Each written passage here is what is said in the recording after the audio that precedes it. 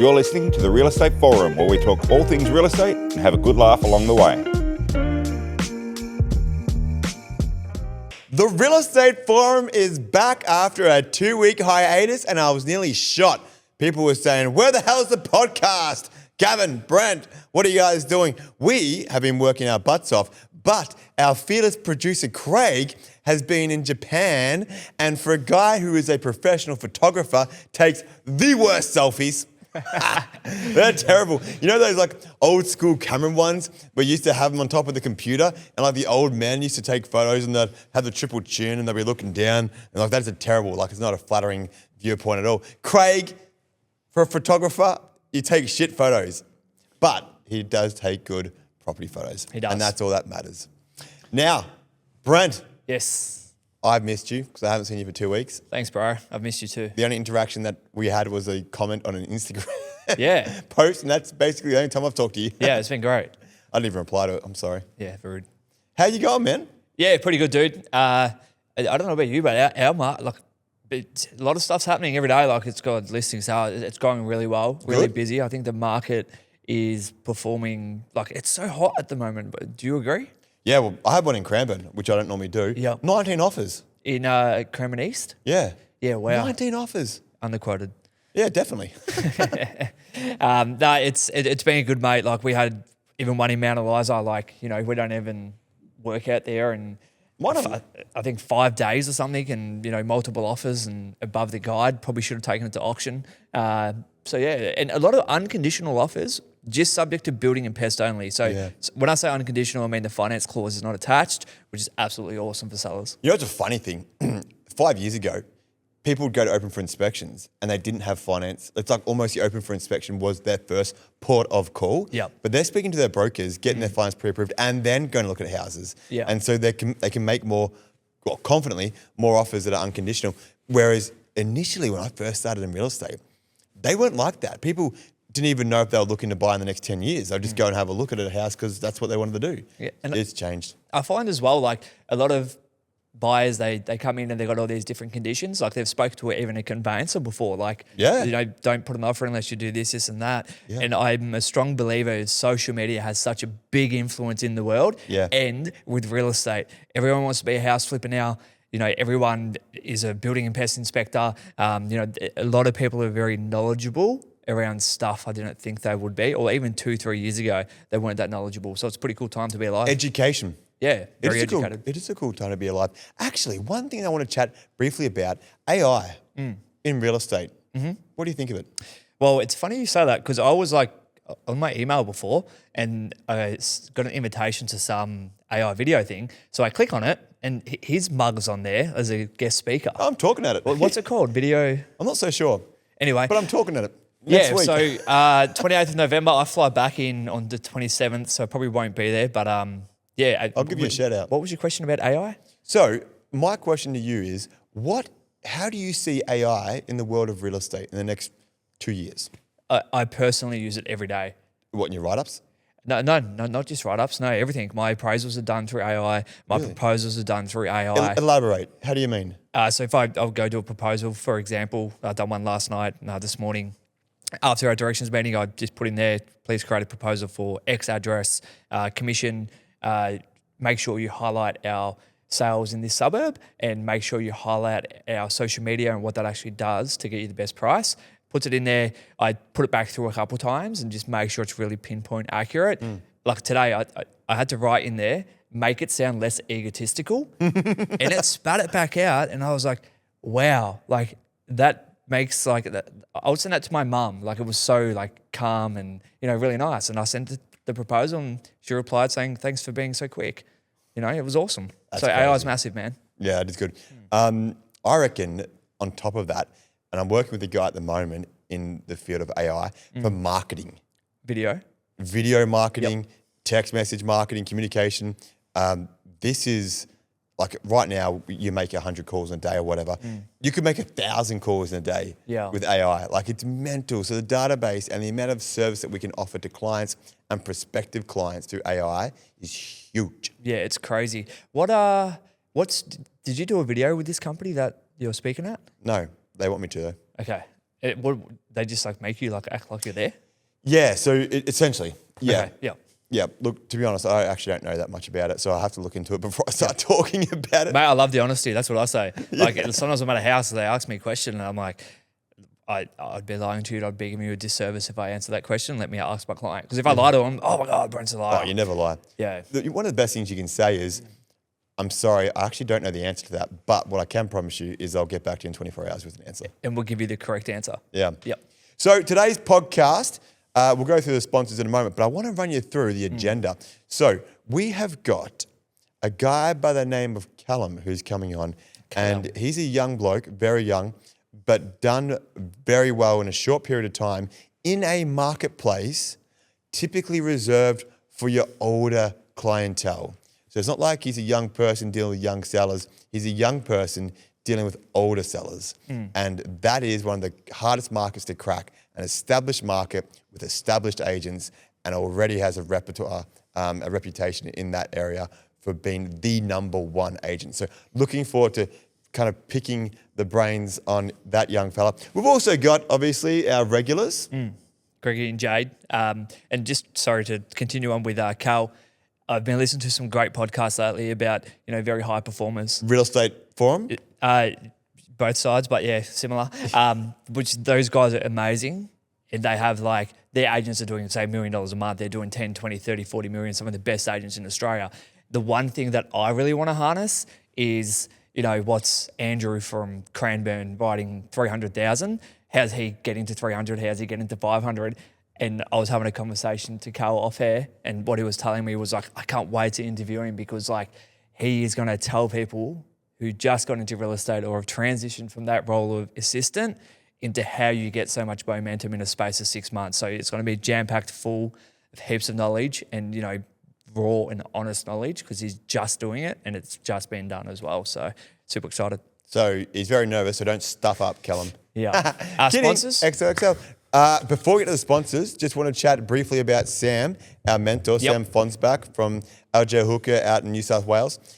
He went away to Fiji for a week, but he's been on the phones. We talked about increasing the number of calls, going through that 70,000 contacts of data he's got in his system. Tomorrow morning, he lists his first ever house. Let's go. Sammy, tomorrow morning, will list his first ever house, and he's going to send us a copy of the document, which I can't remember what they call it. It's not an authority up in New South Wales, but the copy of the listing agreement. Yep. And we'll get him on next week. He's at his kid's graduation, which I think is really cool, this afternoon. And he is going to be listing his very first property on the back of a cold call. That's amazing, and I'm sure he got the scripts from Big Gav. And I'm going to quickly jump into our sponsors while I'm here. We've obviously got Douglas. He was on last fortnight's episode now. Adaptive Fire and Electrical. He's absolutely awesome in that field. We have Jade 11 Financial. We're going to her a little bit more when we have her on the phone. Greggy Brydon, Apollo Auctions. Seen a great man getting up to a lot of stuff over the last fortnight also. And we have one of the best stages in the galaxy, according to our great producer, Craig. Sharon from Style with us. And I don't think we have any more sponsors, so I think I've just nailed it. So we'll probably just move on, cut to a break, and we'll get Greg on the phone. We're back, and we're joined by the great man with the incredible voice, Greg Brydon. Greg, you're a dad, right? I certainly am. What's your best dad joke? Oh, are we really going back on this again? Oh, I've only got a very, very limited collection of dad jokes. I know. What do you call a man? What do you call a man in a pile of leaves? What? Russell. Is there another part to it? Come on. No, that's it. That was a punchline. That's good. Did you like it out of 10? Well, it's not that funny, so it's probably 10 for a dad joke. 10. That's good. It's not supposed to be funny. The prerequisite for a dad joke has to be not funny. You see me on the camera, mate. I laughed. I chuckled. You laughed out of sympathy. Greg, what is happening in the world of the auctions? Well, 5 auction Saturdays left till the end of the year. That is absolutely crazy to think about. But obviously, if we are people like lovely Ray White Pakenham that like to do our in-room events too, there's a fair few auctions still to come for the rest of the year, that is for sure. But time is definitely running out. Most people will have already had their properties listed and preparing if they are planning on auctioning in 2025. What's your opinion on 2-week auction campaigns? Again, property dependent and price point dependent. But I was chatting with an agent earlier today that will be running a 2.5 week campaign. So 2 weeks is probably on the shorter side, but 2 Saturdays, auction on the third Saturday or auction midweek, no issues whatsoever. I'd challenge you to, or I'd ask you, how many campaigns do you see at least 80% of your buyers in the first 2 weeks? Most. A lot, yeah. Correct. And so the other Saturdays following the first 2 are just extras. They're just bonus. Have you ever done a 1 week auction campaign? Technically, yes, but it was after a property was under contract and fell over due to a building and pest inspection. It was then rebooted with an aggressive price range on it and then auctioned a week later. Oh, wow. Aggressive. Yep. We've also had a private sale campaign that had one Saturday and then had multiple parties interested that auctioned in the middle of the next week because they had too much interest. I would love to do that. Sometimes I just It's think not the worst idea, I should actually. take this to auction right now.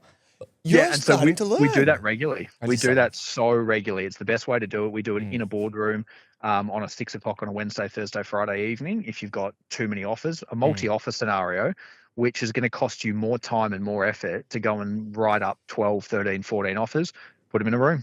Another question then. Have you ever done an auction similar to what you're saying to sound like a boardroom auction, but with private sale conditions so they can be subject to finance?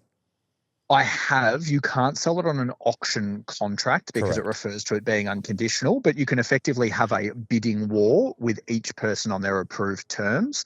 That is a form of an auction. That's Would you correct. ever consider doing that? Would you ever consider running an auction on a Saturday, which is conditional? I personally wouldn't advise it to a vendor just because you don't get the surety part of the unconditional sale. If everyone's competing on a level playing field where all buyers have conditions, that's fine. But if there's one buyer that's got different conditions and then everyone else is unconditional, I don't think that's in the best interest of the vendors. I agree. How's the clearance rates been going? Still very steady in that high 60s, low 70s. It's been, and again, that's what I think will continue for the next probably 3 to 4 months, really. I don't see it slowing down until potentially after Easter in 2026. Yeah, and Gavin and I were just saying as well that the markets we're dealing with, it's very competitive at the moment, and I've personally seen that extra maybe 2 to 5% is back. Are you seeing that in auctions as well? They are actually starting to creep up over what they expected? Yeah, still definitely a two-pace market. If it's getting bidding and getting multiple parties bidding for it, great results are ensuing. Really, really strong results. But there are still a number of homes that just have that unsurety factor that sometimes are getting no bidders and no bidding whatsoever. I had one on the weekend where we didn't even call the auction. Yeah. It was more of a vendor education piece than it was to get a result. Was that in Carrum? Wasn't in Carrum. That one was in Cranbourne West. Okay, thanks for the referral. There you go. What are you seeing outside of Victoria, like New South Wales, WA? You're kind of our go-to Australia man. And New Zealand as well. We get to see New Zealand. All New right, Zealand let's is a include the Kiwis. really interesting market at the moment. Quite slow, so under 40% clearance rates under the hammer. With That's a lot. never really recovered. Auckland never really recovered, did it? No, but it went so high so quickly. So It they did. grew about 27, 28% in a year and then had about 15% the next year. So saw exponential growth. And there are a lot of people now in New Zealand that would have negative equity in their homes. Yeah. Australia, though, more broadly, still trucking along. New South Wales, Queensland, definitely still seeing some really good results. South Australia is still the hottest market, such a low stock area in all of South Australia. They're averaging well north of 70% as a clearance rate. The interesting ones to watch will be Queensland and New South Wales in those more holiday prominent areas, so northern coast of New South Wales, Gold Coast and Sunshine Coast in Queensland, because those volumes don't dip too much over Christmas. If anything, they increase because they've got holiday traffic there. Is there any suburb in particular that you're seeing at the moment that's just dominated with buyers? Like you rock up to an auction, you're like, I'm going to sell this. Frankston. Dude, like Frankston and Frankston South, mate. You live in that part of the world. Luke McGree, who I know has been on the show, we've got a 95.1% success rate this year. So it's funny you mentioned that, right? So my neighbour asked me for some real estate advice after he listed his house, which is all good. We're showing him a house at 5:30, or Natalie, who works in my team, is. So his house was on the market, 895, 950, sold for $1.080 million in 4 days. That's 130 grand over the asking price. Yep. And was it Hottest underquoted market. or was it just I don't hot know. market. Well, there's other similar sales in the street at like mid-8s and just over 9. And then this agent, I don't know, he's a good agent. I was literally said to the guys I should call him and tell him if you can get me this price, I'll sell. Would you sell? 100%, yeah. How long have you been there for? 8 months. Yeah. And how much did your house gone up in value? I paid just over 8 for it, so... Got 200K? Yeah, it's Get it reval, mate. Go drag some equity out and buy another one that you can go and flip and do an auction on. Yeah, but like the stories, like I think that Frankston, the what's it called? Multiplicity or whatever it is. I don't know. Whatever it is. Municipality? Yeah. It's the second busiest in Melbourne for growth this year, Yeah, apparently. could see that. So What's the Number one first? suburb in Australia. Number one suburb in Australia Wow. for price growth. Yeah, and Frankston. number one suburb in Australia for You know auction what activity. you know what? Like I've been saying this to a lot of people. The peninsula dropped hard post-COVID. Yep. But their swings are so intense. Intense on the way down, intense on the way up. And they're going through, like I think it was, Sorrento dropped 20%. Wow. Sorrento dropped 20% in 2022 and 2023. And also the peninsula now is just swinging right back up again. Yeah, it's crazy. Well, there was a period of time though in that luxury market down there that they would the maximum amount of homes you'd see on the market down there over 2 million at any point in time was like 30 or 40. They got to a point in time where there was 300 properties on the market over $2 million because everyone bought it during COVID and went, oh, this will be great for holidays. And then they went, oh, interest rates aren't actually going to stay at 1.8% or whatever they were. And oh, wow, I never get time to go back down there because I've actually got to work now. Yeah. And they all tried to sell at the same time. So I agree with you on the swings. Frankston, a little bit more protected. There's a $75 million Commonwealth government grant that's just about to be granted for some beautification around there, which will continue to increase value as well. Right. Cool. You know, there's a random stat just before we finish up, Greg, that I heard last Thursday. Australia reached an auspicious milestone where the value of Australian property was $12 trillion. Wow. We ticked over the $12 trillion mark for the first time ever in Australia. Cool. Pretty incredible, isn't it? Obviously, Pretty there's incredible. new houses getting built, but that is a lot of money. That's a massive industry. Certainly Exactly is. right. Certainly Thanks so is. much, my man, Greggy. We'll catch up for a beer, boys, I think, before the end of the year. Get everyone. I'll be in the hot seat next week when Yep. you're Yeah. lovely gallivanting around in Bali. So and all loved up is what I've heard. So, Massages, lots and lots of massages. Yeah, couples. enjoy. We will Thanks, see you bro. next week. See you, dude. Thanks, Greggy. Bye. Cheers, bye.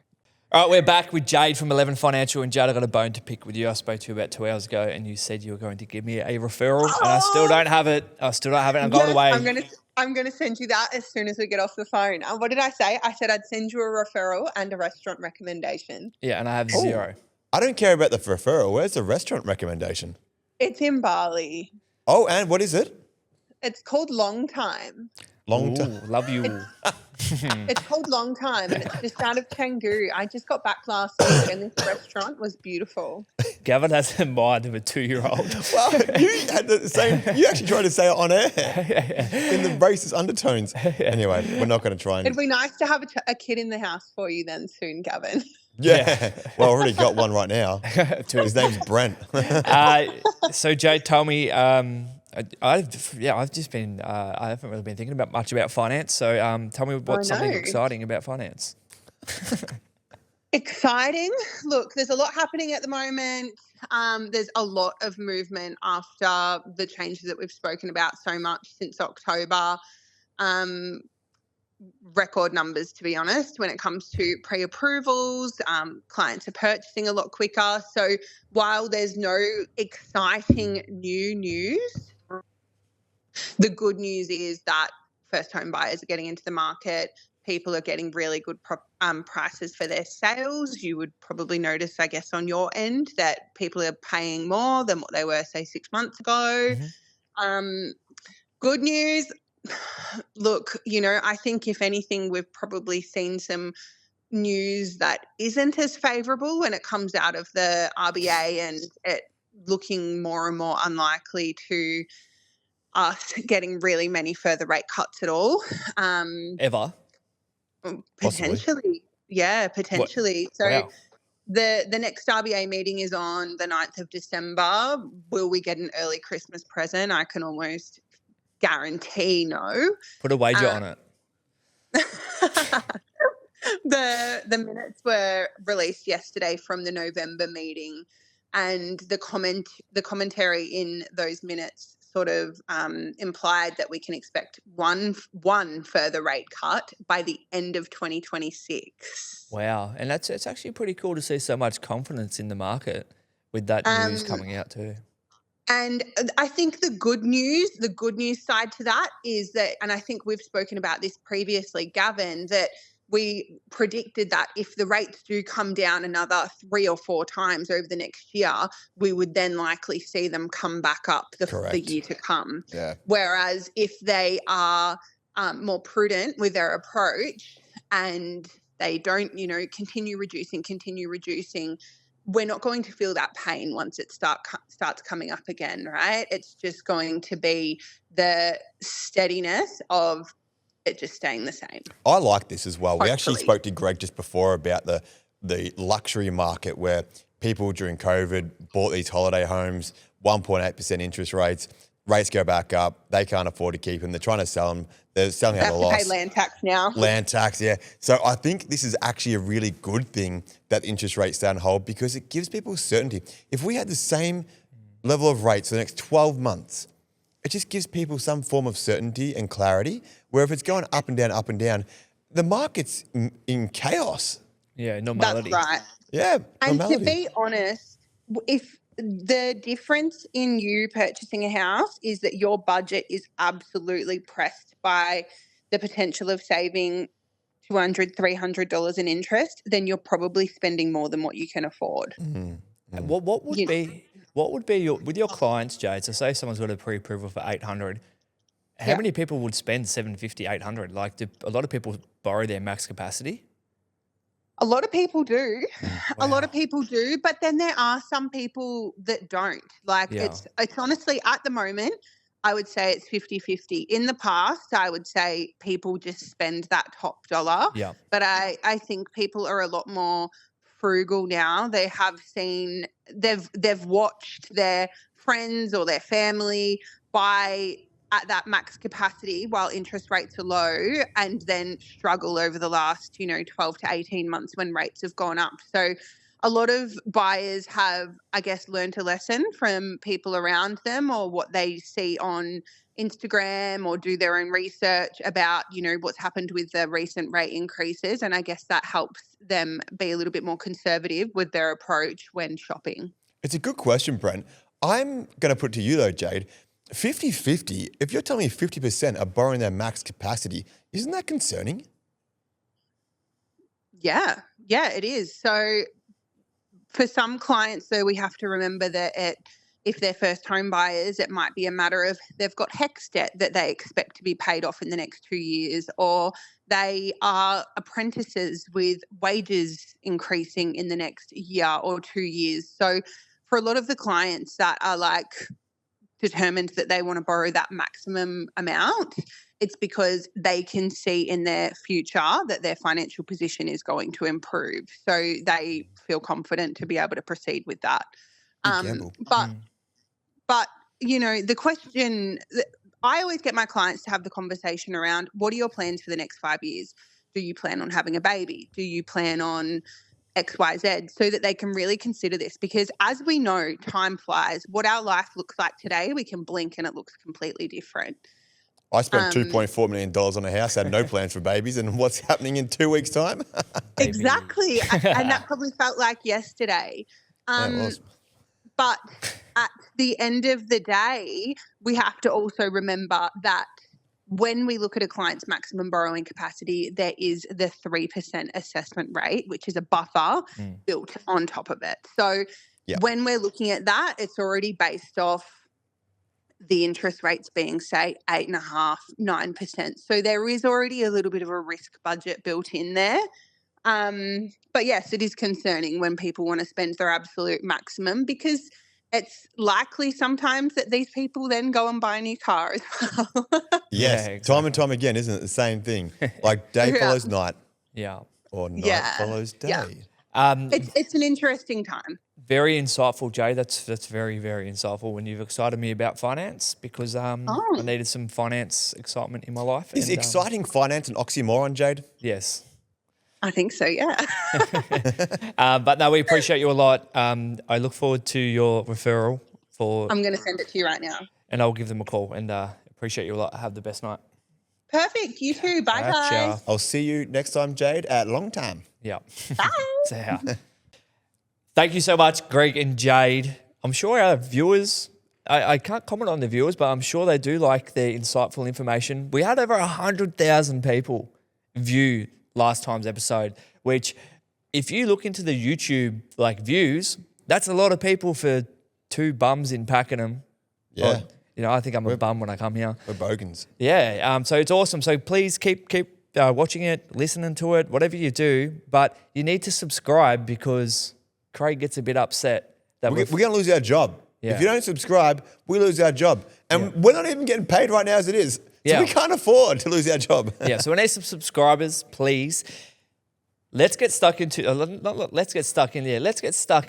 our interview with Callum because it's got to be. I've never heard a podcast with someone like Callum, so I'm super excited. He has just transitioned from a previous company which do very, very well in the area, and come along to join your team, Gav, and has some really strong guidance from yourself, which is awesome to see. And he's kicking goals. I comment on his social media. I message him on social media to say how much his content's doing well, and I don't do that to anyone. If I see a piece of content, if I see you don't reply. If I see a good piece of content, I will like it. I'll comment and I'll message him a bit of support. But if the content's shit, I just won't do it. So Callum's killing it in that field. I really want to dive into what his day-to-day meeting rhythms are, what he does, and how he's really put his foot into that marketplace in the Heritage Springs area. I'm going to handball to you, Gav. You can ask the first question. Bit of context. So this agent only been working for a very small bit of time. Quickly grew as one of the area's top agents by specialising in a marketplace that is dominated with people 50 years and above. Craig. So, Craig, our producer. Typically, that market is reserved for more established agents, older agents, experienced agents. He's come in, sub 30 years old, early 20s, taken hold of that market, and now from an agent that's writing, 200 GCI, he's well exceeding that. So this is one for, I guess, agents who have been in for a couple of years, trying to break into a marketplace that is established. What the hell do you do? Yep. So, without further ado, Callum Donders, welcome to the show. Hey guys, thanks for having me. No worries, mate. See, you sound young. Yeah. He also sounds nervous. I've got I'm excited to be here. Very nervous. I've got a hard question. Well, not hard. It's probably not the best one to start off with. But what do you do when you second guess yourself? Do you ever just think you can throw the towel and go work at Coles or something? Nah. Never? I definitely second guess myself, but Not Coles. No, not Coles. I wouldn't go back That's the there. first thing that popped into That my was mind. my Wait, first you used to job. work at Coles? Yeah. See, I've done my research. Been there, done that. So, when say you lose a listing, I don't really care about sales, but if you lose 1-2 listings, do you just go back, stick to that process that you have? Do you tweak it? Do you go to Gav? What do you do? It's a mind game. I think we always lose listings. I was speaking to Gav about it the other day. Doing more now, you lose more as well because you're in the door more. So it's that mental game of trying to find out what you're doing wrong, because I think when you lose your first listing, you're there's a million things you could be doing wrong. Something I was taught was always to call the vendor, wish them all the best, ask them for feedback for your own improvement. Most people are pretty willing to give it to you. It just comes down to what they say, essentially. Sometimes it can be price, sometimes commission. We've all been there as well. But it could just be that they know the other agent too. Yeah, and I think sometimes you walk into a listing, right, and you've lost that business already. They've already chosen an agent. And that's one thing that you've got to come to terms with, being an agent as well. And in your prospecting kind of role also, do you have more confidence that you're in the listing lounge room more, that you can prospect to have an outcome as well? Yeah, I think so. I think the more doors you get in, the more confidence you get. I would love to be a fly on the wall in my first listing, just to see and hear myself, because, we've all got to start somewhere. All right, so how the hell did you make it in Heritage Springs? That's your old market, your little area. What did you do to get ahead of some of the biggest names in the town? Well, before you even get in the door, there's a lot of hard work, like a lot of prospecting. Run us through the prospecting. Yeah, so I would get up every morning because I was working under another agent, sort of a half sales, half admin assistant role. So I would get up at like 5 o'clock, 5:30 letterbox drop, just being really consistent with letterbox drops. And then What time? 5:30 in the morning. Every morning. Most mornings, yeah. How many? The patch is about 1,000 houses, but it would take about a week, probably an hour or hour and a half every single morning to drop the whole patch area. Yeah, wow. So, and then on top of that, it would be door knocking. So had a bit of a rule that I would go out and door knock from 3:30 to 5:30 every single day. Would be my patch plus my old boss's patch as well. But that grew confidence too because you're meeting a lot of people, you're having conversations, and just, I suppose getting better at your craft and getting better dialogue, seeing what's working. What's that dialogue like? It depends on the situation. Say I'm at home and you just knocked on my door. Yeah, so it would depend. Like if I'd sold a house in the street, it might be, hey, you may have noticed just sold a house down the street. Would be curious to find out how that campaign went. Are you thinking of selling? Yep. And a big thing was always if they said no or they weren't interested, always asking the follow-up question, do you mind if we leave you a 6-month, do you mind if we could get your details to send you through a 6-monthly appraisal on your home? It's via email. It's non-invasive. And most people would say yes. And then if they said no to that as well, the last result would be, do you mind if I leave a business card, which I'd already have in my hand? So just those points of contact all the way through and just coming up against the no's and making sure that you can leave your name and number with them. Yeah, 100%. I think Cal's also a bit quirky. So my father-in-law lives in Callum's patch and he has told me on numerous occasions that when he comes to sell, he's not selling with me. He's selling with Cal. He's selling with Callum.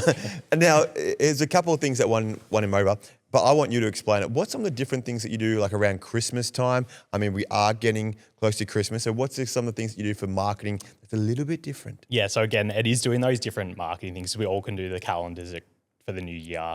We all do the Christmas, like Merry Christmas drops. But something I started doing was there was a lot of Christmas lights in that estate. It's a very family orientated estate. So an idea I had was to buy heaps of boxes of chocolates, put a thank you card together that said, thank you for brightening up the estate for Christmas. And I went ahead and delivered them while they've got their Christmas lights on. Wow. And met a lot of people that way. Like one of my biggest commissions was actually through meeting someone by handing them a box of chocolates. If you're listening to this podcast, that's a very cheap way to get a lot of business. So if you're new, write that down and implement that in the next 30 days because that's awesome. Yeah. Are you going to do it again this year? Yeah, I've already ordered the chocolates. Yeah, my man. Good stuff, good stuff. Yeah. So he thinks outside the box a little bit. What's some of the other things you've done maybe around Easter time or other events that you've jumped on the like back I of? do free coffee days. There's a local cafe that's called the Home Cafe. That's part of the estate. So I try to go there once a month, do an hour of free coffees. And I think it's just a great way to chat to locals. Doesn't have to be about the real estate market. It's just seeing your face, offering them a free coffee on a Saturday morning. And how old are you? 26. 26. And people, do they judge you or not list with you because of your age? I think at the start, yes. There were obviously didn't have the sales behind me at the start to back me.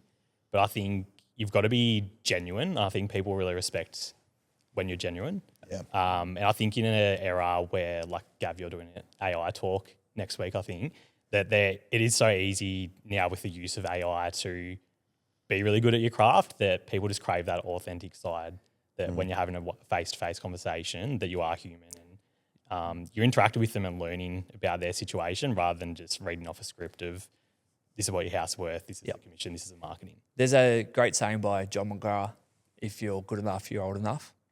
And, that speaks like it's a very, very good analogy to go with because if you've got the confidence and you've got the knowledge, you can be good at anything you want, especially in our game too. Can you go over where a monthly KPI would be in, say, listings and sales, or are you more focused on creating that data? At the start, it was more data, so it was more KPIs around door knocking calls. Still very KPI driven with calls. Try to hit 33 a day, so it's doing that extra Connects? 10%. No, just general calls. Yeah. Yep. I don't like to KPI off connects because I feel like if you're not hitting, say, 20 connects a day, you can get very down on yourself. Yep. Even door knocking, there'll be days I'll go door knock the first house that would want an appraisal, Yeah. and then the 4 houses after that would want an appraisal. But then you'd door knock sometimes 2 hours a day for the whole week and get no appraisals. Yeah, 100%. So you've got to set the KPIs that are realistic, that you know you're going to hit, because that's going to help you have that confidence to keep doing it. Where I find if you were like, I need to door knock and get 6 appraisals a day, by the end of that week, you've got 0 appraisals for the whole week. You're going to be like, what's the point? I'm keen to know, and I'm going to throw you under the bus here. So we're recording in a studio that's shared by our producer, Craig Hollowell Photography, and Area Specialist, which is like a boutique agency, an independent brand. You actually used to work for Area Specialist, which makes it super awkward because you're actually standing or sitting right underneath your old office. I am. And you're now at Ray White, which is the largest brand in the country. So you've gone from independent, boutique, very fresh new real estate company to a large archaic brand. How do you find it? What's the pros and cons for each? I think at the end of the day, the owners are always going to go with who they trust. Like, it doesn't matter what brand or agency you're with. I think starting out Area Specialists, not many people knew the name. That's something that I've found is probably a pro of working at Ray White, is a bit more of a household name. So you get a bit more ease of appraisals or conversations, especially cold calling, to get it in the door. But I think at the end of the day, it just comes down to the trust with the agent. What's Gav like as a boss? Pretty good, yeah. Good answer. What would be, because you've got great guidance from a guy that does super, and I've got so much respect for him. Was he a big, with his numbers and what he does and him as a person, he was a big pull for you? Yeah, to well, that go was the across ultimate decision with the change in role, was to get more growth. So seeing someone that has done that at a brand that is well known, was always part of the intrigue to go have a conversation. When that time came, to see what they're doing and how I can eventually do that. What's the definition of success for you in the 26 calendar year? If we're here this time next year, and I say, Carl, what have you done? What would be that number, or in life, just anything? Yeah, I think ultimately from a work point of view, we are discussing the next step of bringing on an assistant. So that's going to be a cool side of things to the business in 2026. And I think getting back to that top 5, top 3 level for sales within a 12-month period is exciting for next year too. I'm on the path to get there. So I just know that there's more leads that come from having that bigger presence as well from a real estate point of view as well. So I think that's, something that I'm looking forward to next year. How do you get to number 1? Silver bullet. Give me something that just keep working hard, just keep amplifying. Everyone works hard. No, I'm kidding. Yeah, I know. It's a hard one because I suppose I have a real estate mentor, Jed Xavier, who I chat to, and there's always that, I want to be number 1, but he kind of goes, well, what happens when you get to number 1? You're number 1, but then you got to stay there. Everyone's hunting you down. So it's great to say, I'm number 1, but is it really that important to be number 1, or is it more important to be happy with the results you're doing and the person you are, I suppose? Correct. And there's another book about being number 1. It's like, it's so much harder to be number 1. Like, to stay at number 1, because then you've got everyone's trying to get you. Correct. As well. I've seen both sides of it. Like, I was an agency that was growing. It was a newer agency, and they are doing quite well in the area as well. But we were looking at the number 1 agencies, and we were aiming to hunt them down, and then we got to that level and then felt like we were being hunted. So there's 2 sides to it all the time, and it's just managing that. Cool. Cal, it wasn't as bad as it seemed. It wasn't. No. Thanks for jumping on. Thanks for having me. Thanks for joining my team. Yeah, you've done well, man. Yeah, awesome writer. So we're going to wrap it up pretty soon. Yep. One little... do you ever watch the stock market at all? No, never, to be honest with you. The Australian stock market has tanked about 7.5% in the last 2 weeks. Buy stocks, should I? Well, this is it, right? Talking about AI, NVIDIA, which is the largest company in the world, is announcing their quarterly revenue profits tomorrow morning, 9 a.m. And the word on the street is that it's going to be a lot lower than expected. So there's a high chance that if that does come in, the stock market's dipping even lower. Yeah. It's at a 6-month low after is record high, record highs, 6 month low, and there's a high chance it's going to keep dropping. So if you do have a little bit of spare cash, maybe over the next week, if NVIDIA does drop, maybe start splashing in. 100%. And NVIDIA is AIA or is that what's NASDAQ? NASDAQ is like this the tech stock market in America. And they've tanked too. Meta, so Facebook, Instagram, down 15%. Wow.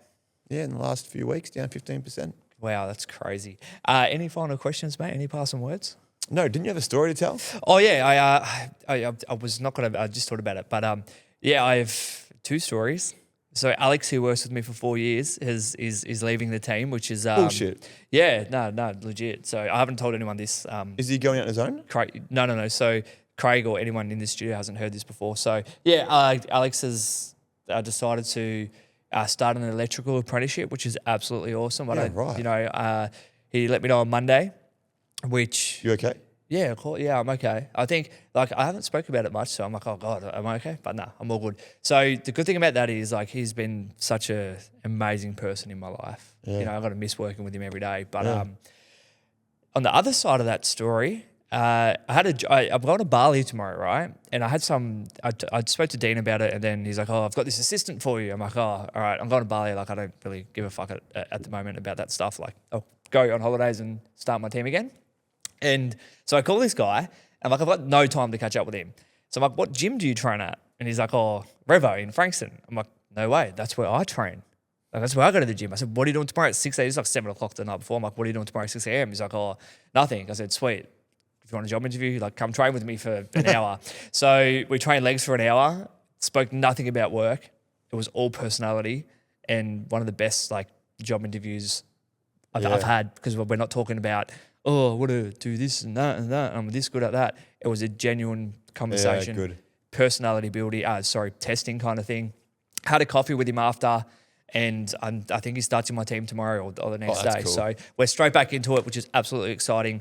But yeah, as you've probably seen by my answer to your question, mate, Alex is very raw to me at the moment. But I'm so happy for him. Yeah, well, I mean, Rach went on mat leave. She's been with me for 8 years. She left me on Wednesday, halfway through the day was her final day. Yeah. I broke down in tears. Yeah. I was so gutted, man. We knew it was coming, but I just we were hugging in the car park. She's also my partner, if anyone's really weird. She's also my partner. Yeah. And she went on mat leave, and it was just so lonely. The next day, I went in to have lunch, and we always used to sit and have lunch together in the room with all the other guys. And I'm like, oh, she's not here. It's sad, huh? Yeah, it was real sad. And so that it sucks when you've got someone that's worked with you for so long, and you rely so heavily on them, and it becomes more than just a colleague. It becomes a friendship, a genuine relationship, and then the moment they walk out those doors for the last time, that relationship's not going to be the same again. Yeah. And so you and Alex, super tight. It'll be different now. You'd love to say we'll catch up still, and maybe you do, but it'll never be the same. Yeah, I see him. He's the number one person I see in my whole life. Yeah. My mum, my dad, my partner. Same with Rach, man. You work with someone, we're like that together, and he's been with me since the 3rd month I started on my own, which was about maybe 5 years ago. So, I'll probably go over that when I'm in Bali and probably give him a call and probably have a cry to him. But yeah. Probably a good time to go have a break, mate. Yeah. That's awesome. Well, that's it for the Real Estate Forum podcast. Cal, thank you very much for joining us. Thank you to our sponsors as well. 108,000 last session. Thanks, Craig. And we have a massive guest next week, sorry. We do, actually. Yeah. Who do you have? We have Michael Choi. So this guy has... Callum's old boss. Yeah, so he's the founder of Area Specialist. I can't compare this guy to anyone because no one's done what he's done. So no, he's incredible. You're going to nail this interview next week, I man. can't wait because I actually used to follow him when he was doing ISL. Yeah, I just see him on Hot Property. Is that? Yeah, Hot Property. Yep. I was 10 or maybe 15. Very young. Brenna, make sure you come back. Yep, I will. Please, from Bali. Yep. Don't drink too much. Yeah, I probably will, but that's all right. Yeah. All right, guys. Subscribe. Please do it. And we'll catch up with you next week, and we'll have Sammy Fonz back with his first ever listing. Woohoo! Thanks for watching. Peace.